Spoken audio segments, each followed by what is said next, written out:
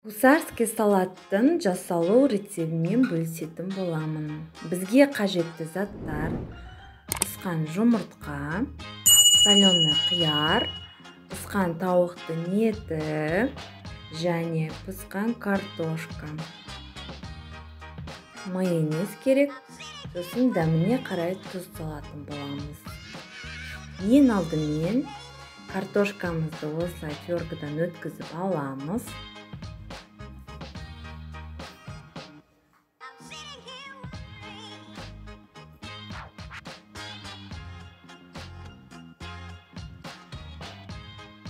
Теркадан өткізілген картошканың бетіне майонез жағамыз аздап.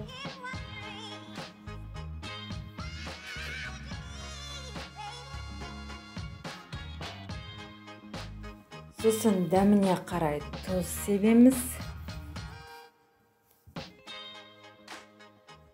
Енді жаңағы тауықтың етін саламыз үстіне.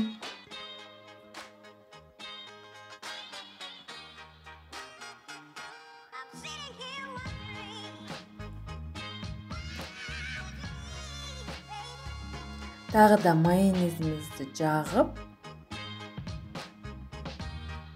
тұз себетін боламыз.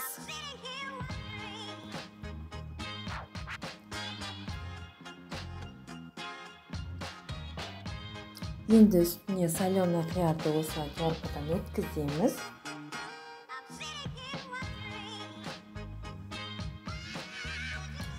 Достар, біздің каналға міндетті түрде подписаться деген кнопканы басып тіркеліп алыңыздар, лайк басыңыздар.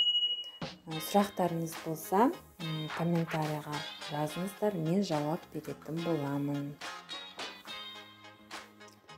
Сосын видеоларды WhatsApp чаттарға ссылкасын жіберу арқылы рецептпен бөлісуге болады.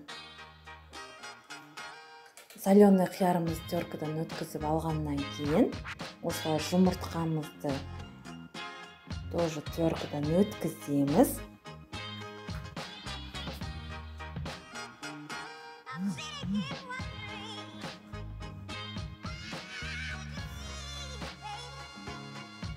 Міне біздің салатымыз почти бітті.